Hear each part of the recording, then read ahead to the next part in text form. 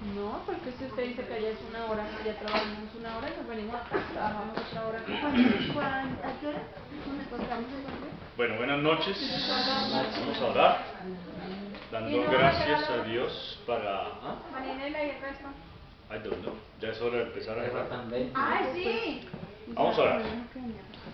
Padre, damos a ti infinitas gracias en esta noche, porque nos permites tener la posibilidad de estar reunidos una vez más, con el propósito de seguir estudiando tu palabra.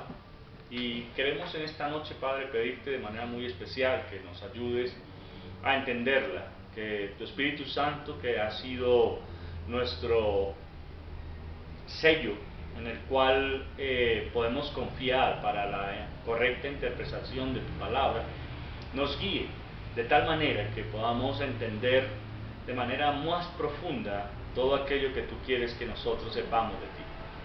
Te damos gracias y pedimos para que este tiempo sea un tiempo de mucha bendición.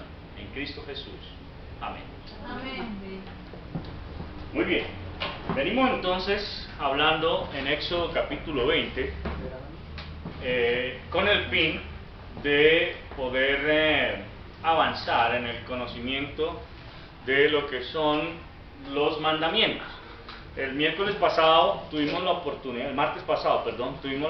de estar en la casa compartiendo un poco de lo que la palabra del Señor dice en torno al primer mandamiento. Y creo que es importante retomar lo que estábamos hablando allá. ¿Se acuerdan de algo? ¿De qué? Bien, leamos el pasaje nuevamente, ahí en Éxodo capítulo 20, y recuerden que estamos en el versículo 3. No tendrás dioses ajenos delante de mí. Es muy importante hacer la mención, por eso les decía que para poder entender adecuadamente ese primer mandamiento debíamos saber muy concretamente qué era lo que estaba pasando con el pueblo de Israel y cuál era la razón por la cual el Señor les daba esta orden. Les decía que ellos venían de Egipto,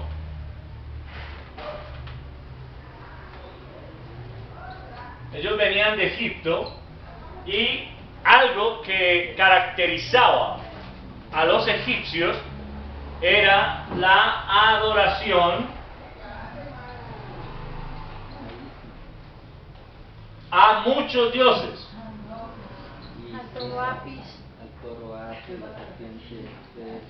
A muchos dioses, ¿sí? Ellos tenían muchísimos dioses. Todos le tenían. Exacto. Entonces ellos adoraban al sol, adoraban la luna, adoraban el río Nilo, adoraban al faraón, adoraban las tormentas, adoraban los cocodrilos, las ranas, todo para ellos era dioses. Entonces, cuando vemos la razón concreta de que el Señor les diga, no tendrás dioses ajenos delante de mí, lo que Él realmente les está queriendo hacer ver es todo eso que ustedes vieron en Egipto, deben olvidarlo, deben quitarlo de ustedes, ¿ya? Esto es muy importante porque es que nosotros debemos partir del hecho de que recuerden cuál era el propósito de Dios para con el pueblo de Israel. Hago una sola persona, ¿sí? Pero ¿cuál era el propósito de Dios con el pueblo de Israel? ¿Se acuerdan? No. Ser una nación. Ser un pueblo De sacerdotes. santo, un pueblo de sacerdotes y gente santa. Por lo tanto, para poder serlo necesitaban quitarse todo eso. Es exactamente lo mismo que decíamos la semana pasada, lo que tiene que ver con nosotros como creyentes hoy. ¿Sí? Cuando dice allá en 2 Corintios 5, 17, ¿qué dice? ¿Humillar en mi pueblo? No. Corintios. 2 Corintios 5, 17. De modo Que si alguno está en Cristo, nueva criatura es, las cosas viejas pasaron y he aquí todas son hechas nuevas. ¿Ve? Entonces, esto era lo que Dios realmente estaba queriendo hacer con el pueblo de Israel. Era decirles concretamente, ustedes deben dejar todo lo que traían arrastrando de Egipto, todo aquello a lo que se acostumbraron por 400 años. ¿Sí? Fácil de dejar una costumbre de 400 años, ¿cierto? Si a nosotros nos cuesta dejar una costumbre, ¿de cuántos años tenemos? 40 años. Yo de 20. ¿Sí? No es fácil dejar aquello con lo que hemos crecido, pero Dios exige que sea quitado. Y es algo muy importante para nosotros poder entender. Lo que yo les decía la semana pasada también, cuando hablamos no solamente de esas imágenes que ellos traían, porque es probable que al salir de Egipto, algunos de ellos cargaran las imágenes que habían aprendido a adorar allá en Egipto. Es probable que las cargaran. Si recordamos, hay un pasaje en Génesis cuando vemos a la mamá, a la hija de Betuel. ¿Se acuerdan quién era Betuel? ¿La esposa de quién?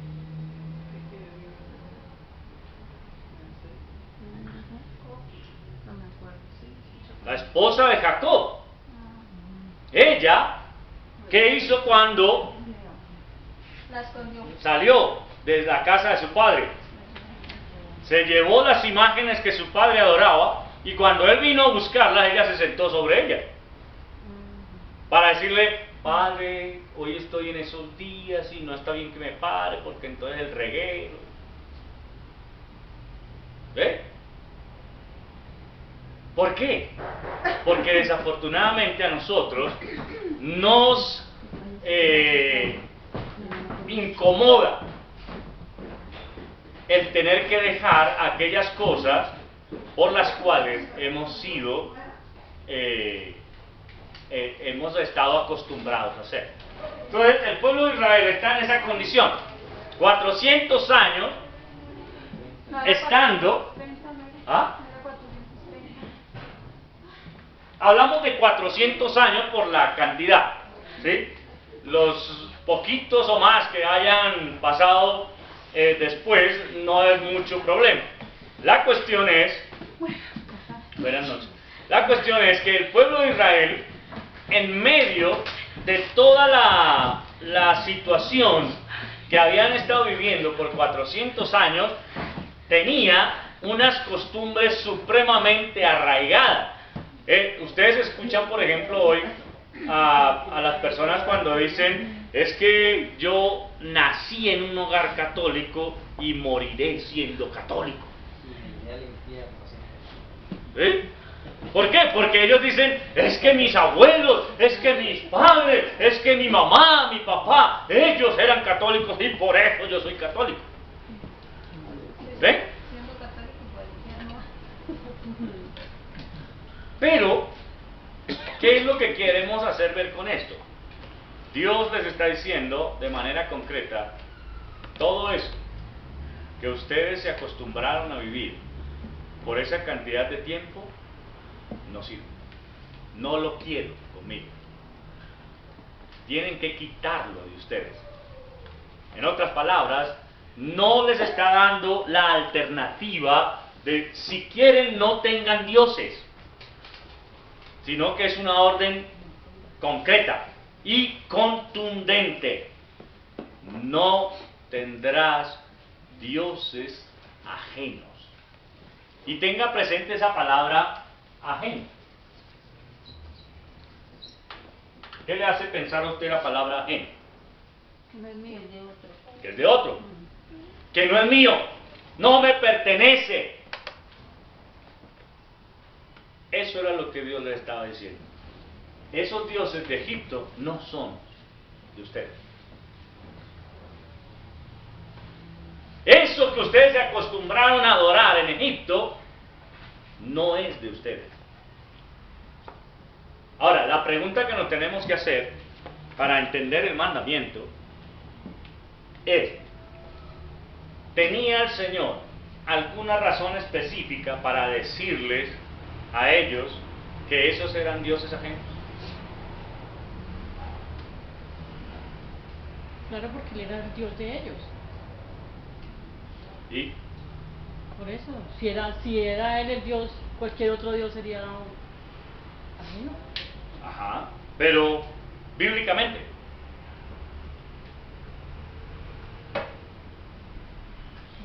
¿Cómo podemos comprobar que Dios les estaba diciendo a ellos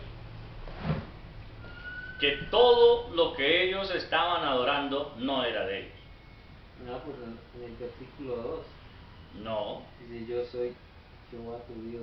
no, tenemos que ir más atrás, mucho más atrás. ¿Ah? A Génesis. ¿Qué parte de Génesis? No, que digo que se ¿Qué parte de Génesis? A ver si tiene razón. Pues cuando él dice que él nos formó, Acuérdense de enlazar todo. Otra vez la pregunta. Estaba pensando que estaban tocando la puerta. ¿Por qué Dios les puede decir a ellos esa palabra? Ajenos. Porque le pertenece. Pero díganme dónde dice que le pertenece. Con sustento bíblico. Enlazando todas las cosas. Y es muy sencillo de enlazar.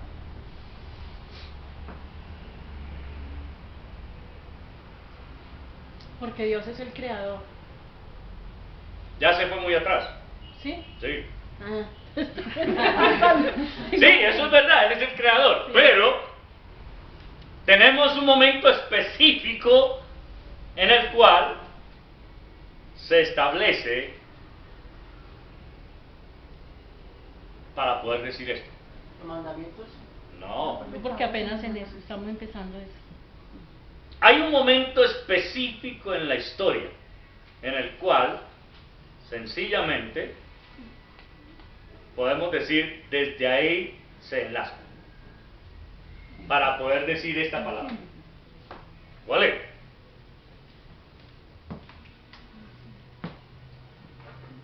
Cuando hace el pacto con Noé. ¿Con Noé? No. Con Abraham. Con Abraham.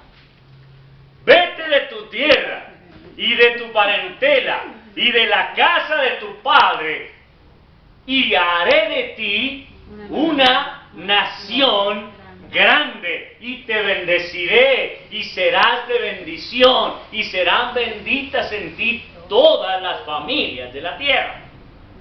¿Ven? Ahí enlazamos. ¿Se cumple eso? Sí. ¿Cuándo? Cuando nace Isaac. ¿De quién es padre Isaac? De Jacob. ¿Y de quién es padre Jacob? Del pueblo de Israel. ¿Ven? ¿Se cumple o no se cumple? Dios está diciendo, ustedes son mi pueblo. No son de otro lado, no tienen otros dioses. Ustedes, como pueblo mío, porque yo los saqué primero de Ur de los Caldeos, que fue donde salió Abraham. Y luego los llevé ¿a dónde? A Egipto.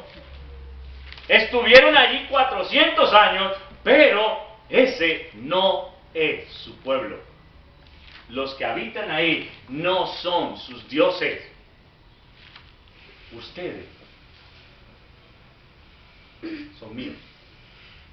Esto es lo que le está diciendo. Quiten esos dioses ajenos de ustedes. ¿Se da cuenta? Hermanos, nosotros debemos entender que la palabra del Señor es una. Y siempre, siempre, siempre, sin necesidad de forzar nada, vamos a ver cómo todas las cosas se entrelazan y las entendemos perfectamente. Por eso Él les puede decir dioses ajenos. En otras palabras, Él está diciendo, ustedes a esos dioses no los conocieron. ¿Quién fue el que los llevó a Egipto? ¿Quién fue el que los sacó de Ur de los Caldeos? ¿Quién fue el que los hizo una nación? Dios. ¿Sí? Y como ustedes todo el tiempo han andado conmigo, son míos. No son de esos dioses que se adoran en Egipto. Pero noten algo bien interesante. Y es cuando Dios les dice, no tengan. No tengan. Bueno, dice, no tendréis. Tendrá. O no tendrás. ¿Sí? Otra versión dice, no tendréis.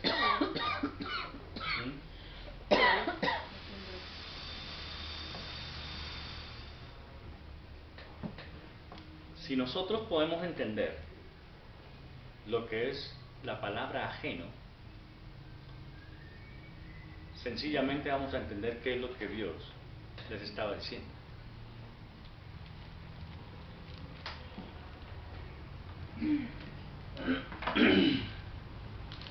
Siento que, ¿cómo se pone usted cuando de pronto nuestros hijos llegan del colegio con algo que no es de ellos?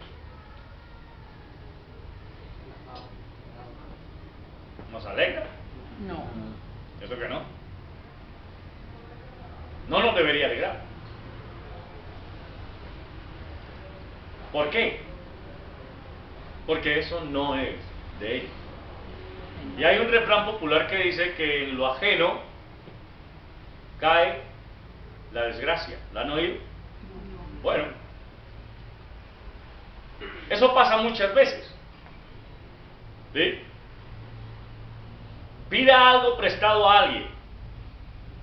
Y si esa persona le dice, pero se lo encargo, mejor devuélvalo de una vez. Porque se daña. Algo pasa. Mejor devuélvalo de una vez y no lo use.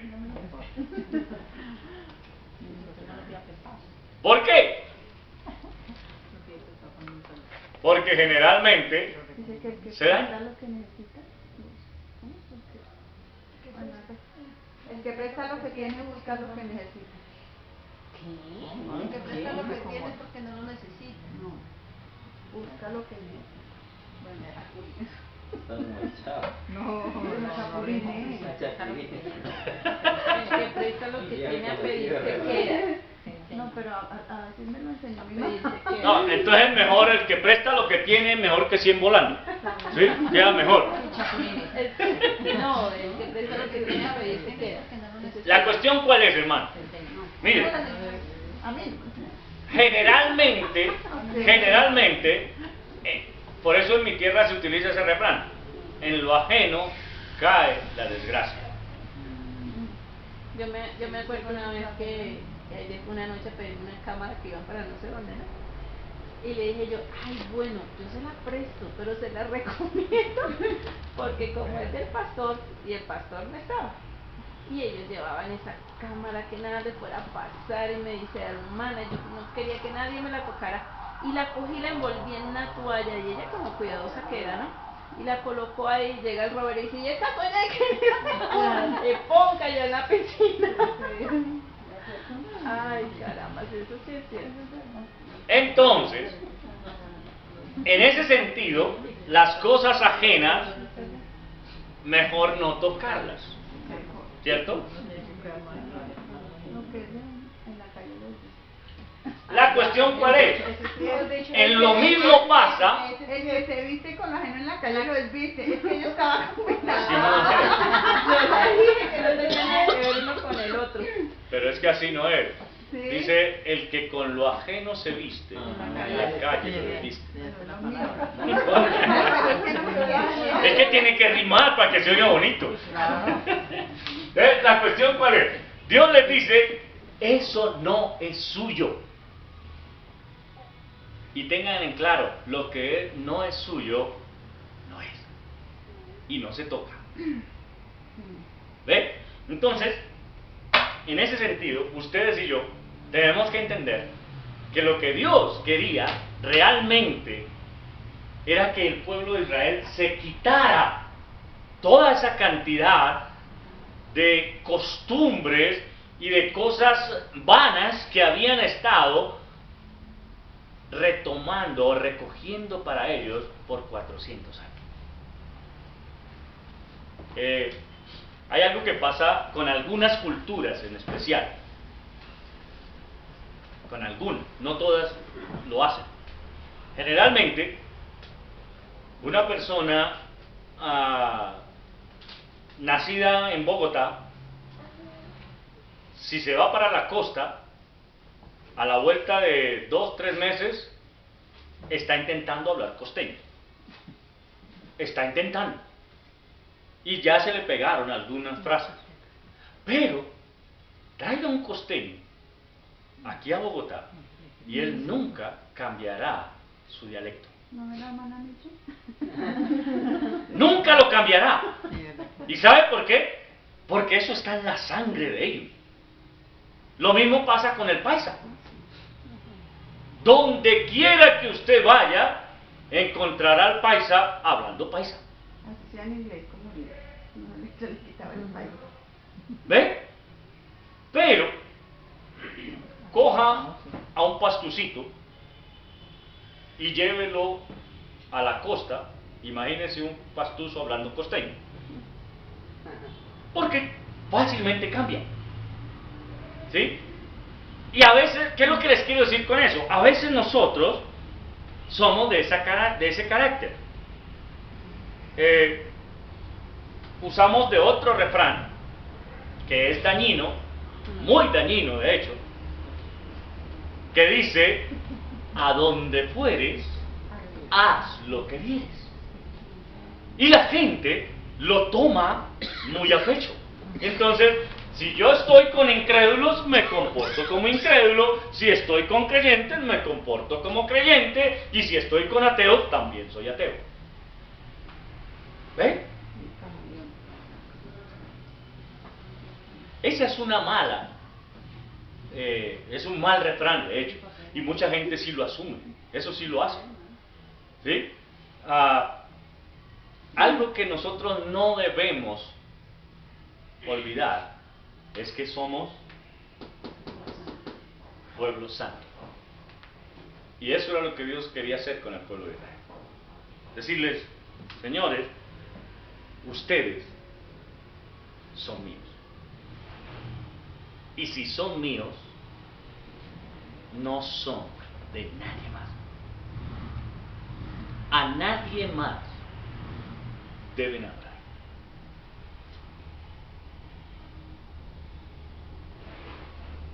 Es decir, vamos a ponerlo de esta manera.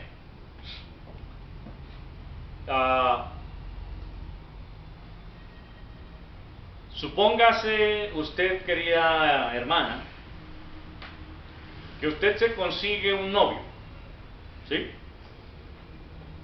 Y ese novio es conocido como el novio del pueblo, ¿sí?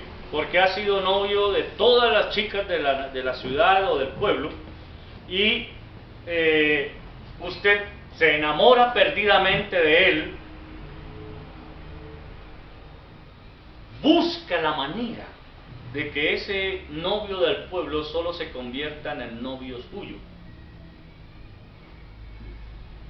¿Le gustaría a usted enterarse que ese a quien usted considera su novio esté ennoviado con 3 mujeres más?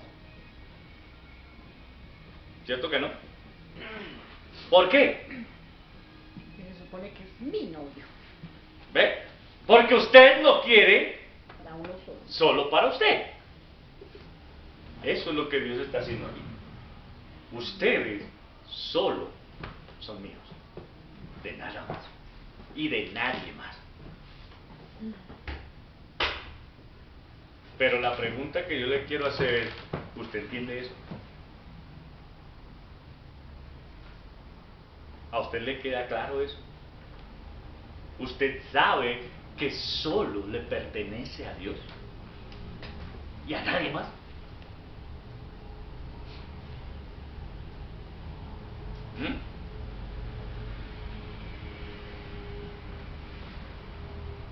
¿Sí o no? No, pues, o sea, en este momento uno, o sea, las cosas las toma para uno. O sea, que lo de uno sí es de uno, pero no quiere asumir que uno es de Dios y que tiene que hacer lo que Él dice. ¿Sí? Claro.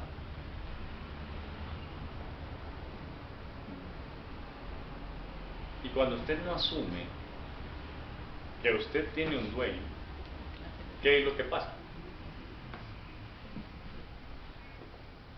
Escúcheme bien lo que le estoy diciendo. Cuando usted no asume que tiene dueño, ¿qué hace usted? Se cree dueño. ¿Ve? Se cree dueño. Y es ahí donde viene, es que es mi vida, es mi casa, es mi trabajo, es mi dinero, es mi familia. ¿Ve? Pero eso aquí no se dice, ¿cierto? Eso es en otras iglesias. Aquí eso no pasa. No. Eso es en otro lado donde se dice de esa manera, ¿cierto?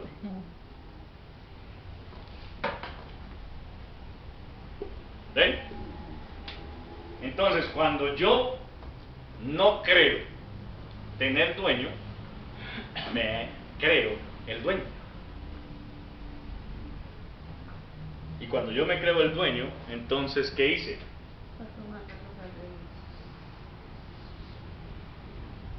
Dios es ajeno. ¿De dónde sale eso? ¿Sí? En nuestro tiempo. ¿Tenemos dioses ajenos o no? Sí, claro. ¿Y de dónde sale? ¿De dónde vienen esos dioses ajenos?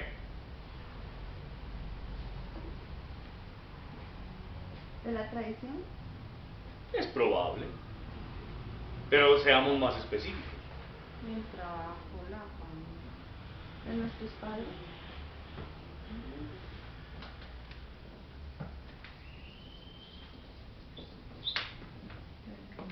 Del mundo. De ahí es donde viene. ¿Ven? Porque es allá afuera donde se cree que todo es Dios. Donde se cree que nosotros somos dioses. Donde se cree que todo lo que hagamos está bien. Que todo tiene que girar alrededor mío. Que todo depende de mí. Todo depende de mí. ¿Ven? Esto es algo que tiene mucho peso. Muchísimo. Y saben algo, hermanos, que desafortunadamente es lo menos que nosotros queremos hacer. ¿Han oído frases como que, ay, pero es que nadie es santo?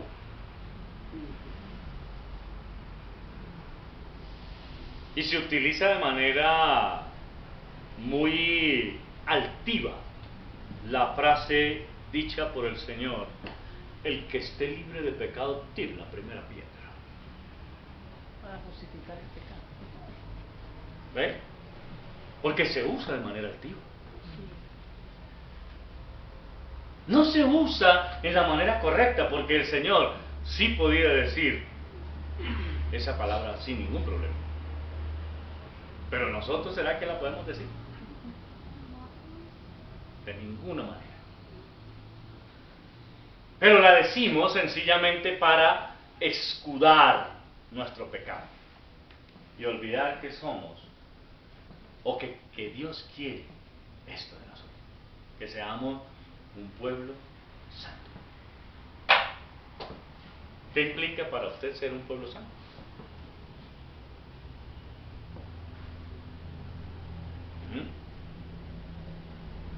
¿Sabe qué implica?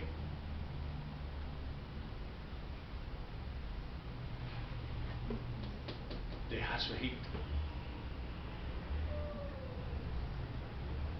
Dejar su Egipto. ¿Y cuál es el suyo?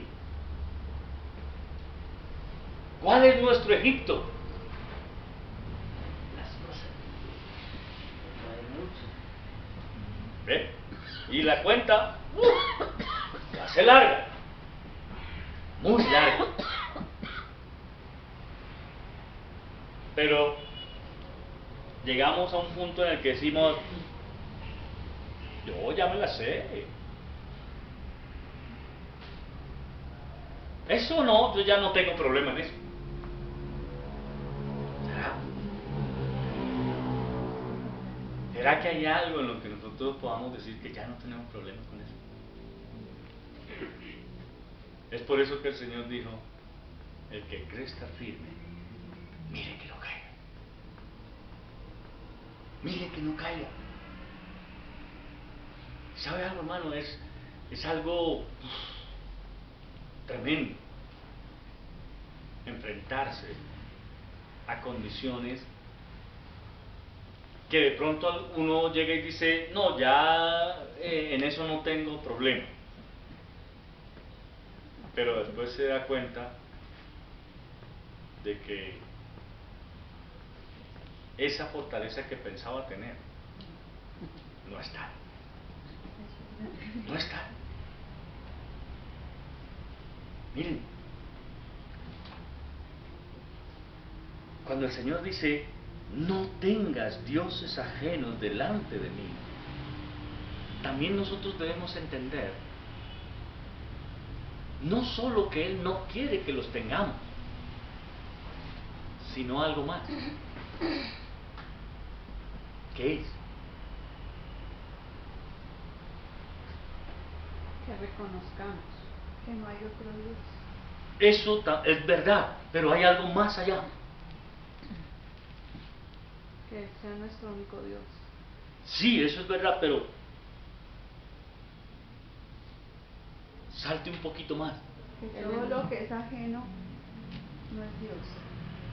O sea, Todo lo que nos ajeno no es mío. Que Él es nuestro dueño. Sí, eso es verdad, ya lo dijimos. Devuelva la pregunta otra vez. Sí, porque ya empezamos a divagar. Cuando se dice, no tendrás dioses ajenos delante de mí, no solo se está diciendo que a Él no le gusta, sino que más. Que es una prohibición. No. Un mandato. Una orden. me doy gacha, como chao. ¿Es un Dios celoso? Y Que solo le gusta No comparte su gloria con nadie.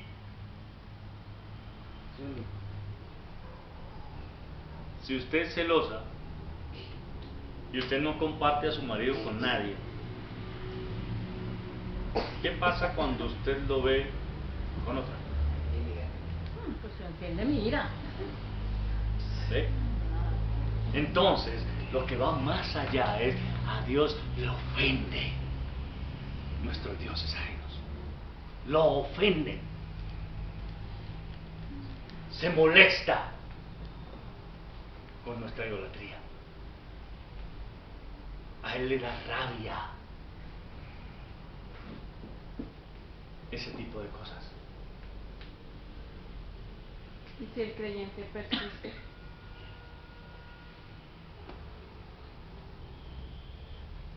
¿Qué creen que pasa?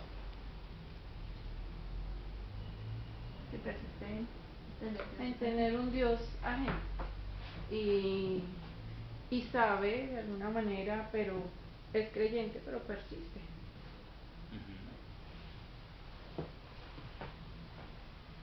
A ver.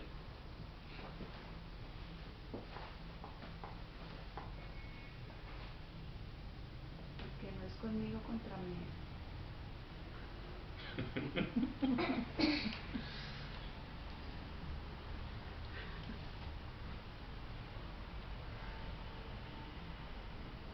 Hermanos, miren,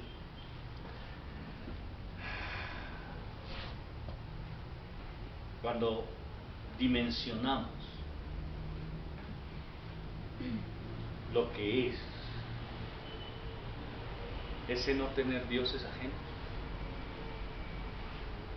definitivamente necesitamos caer de rodillas y decir, los he tenido. Yo anoche tenía el devocional con los niños y estábamos leyendo cuando Sadrach, Mesach y Abednego, porque siempre Sadrach, Mesach y Abednego, los mandaron al fuego, al horno, ¿no?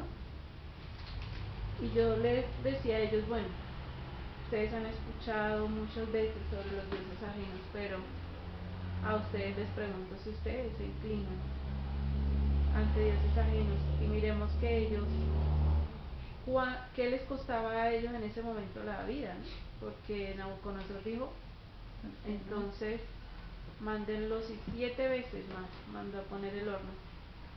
Y también el tema con los niños era el mismo anoche, en el devocional, de ellos en su edad, diferente edad, Santiago 11, Andrés 16, pero digo, ustedes cuántas veces se han inclinado también a dioses ajenos y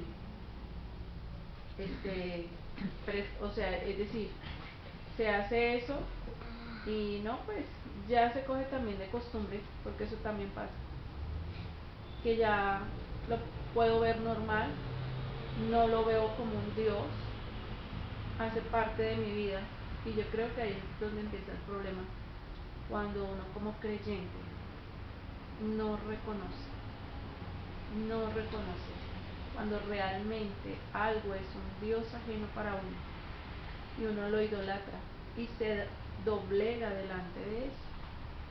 Entonces yo sí los llevaba a ellos a reflexionar anoche en eso y claro, les decía desde mí, pues yo les decía, cuando ustedes le fallan a Dios, ¿ustedes qué les da por allá dentro en su corazón? Andrea me decía, mami, eso es muy personal. Me decía, no, es personal, pero a todos nos tiene que dar lo mismo. Esa tristeza profunda, ese dolor, como allá en el alma, en el corazón, yo no sé dónde duele cuando uno le falla a Dios. Entonces, es necesario que definitivamente le pidamos al Señor que no nos dobleguemos con tanta facilidad, porque es que muchas veces ni nos cuesta nada y nos doblegamos ante esos dioses ajenos sin ningún reparo. ¿Qué piensan?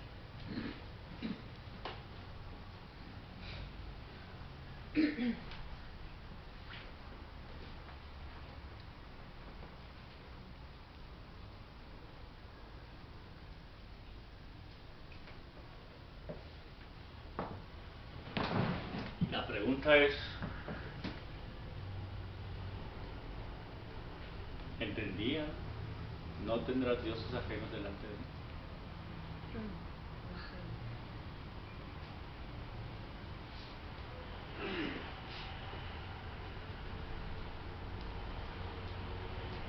¿Mm?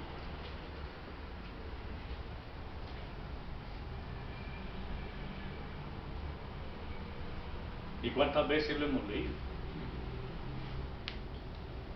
Es que personalmente pues uno se limitaba a pensar que eran las imágenes o el ir a las iglesias, el persignarse, cosas que uno ve pues, pero no lo ha tomado con tanta profundidad como es.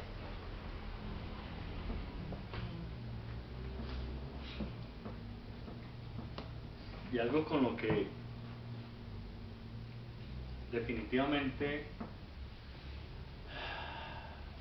debemos entender que Dios está y no ha cambiado, eso sigue estando exactamente igual. El hecho de pensar que Él no quiere dioses ajenos delante de Él. No los quiere.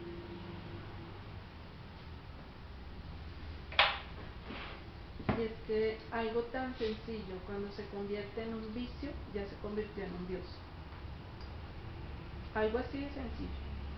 Si yo cojo por costumbre, y mi vicio es ver la novela todos los días, y en esos días me estaba engorilando con, pues por la cultura y todo, con ese de los morales, ¿no?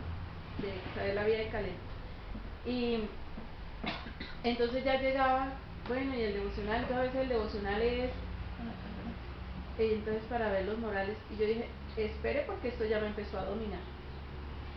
¿Por qué me empecé a dar cuenta que me empezó a dominar? Porque ya a la hora en punto que iba a empezar, ya yo me sentaba y con la ansiedad de mirar, yo dije, no, si ya esto me empezó a dominar, voy a cortar con eso. Y pum, dejé de verla. Claro, no lo puedo evitar, ¿no? Entonces, estoy en el cuarto, no. Allá está viendo mi mamá los morales, dice. Yo empecé a hacer otras cosas y ya. Hizo la lucha, fueron como 2 días, Pero cuando yo empecé a darme cuenta que ya eso me estaba dominando y que ya para mí era importante sentarme a verme los morales, yo dije, ya aquí perdí el año. Entonces cuando algo se vuelve así, un vicio, ya coge alas y es como las personas que caen en la droga. Ellos no empiezan de una vez, ellos empiezan probando a pocos y ya después no pueden salir. Así es cuando nosotros nos inclinamos ante un Dios ajeno, entonces difícilmente después vamos a reconocer que sí estoy inclinado a Él y que estoy poniendo ese Dios en primer lugar antes que a Dios.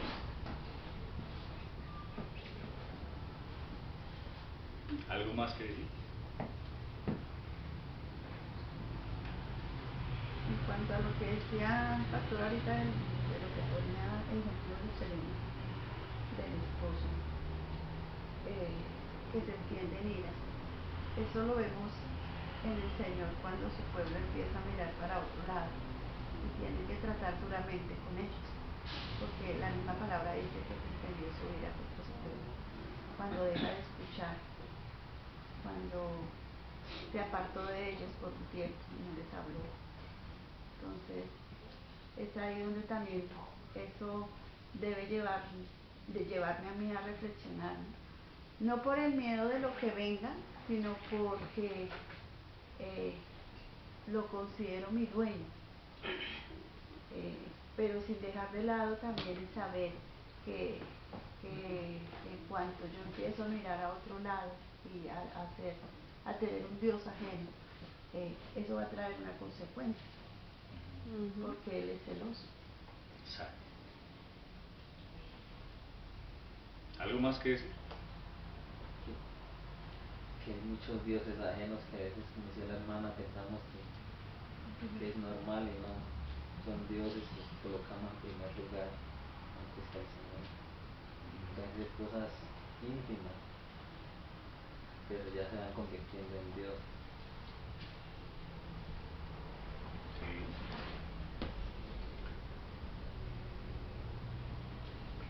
Bueno,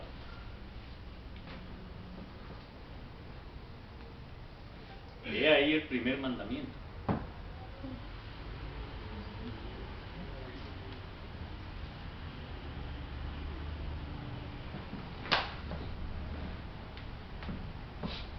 Vamos a orar entonces.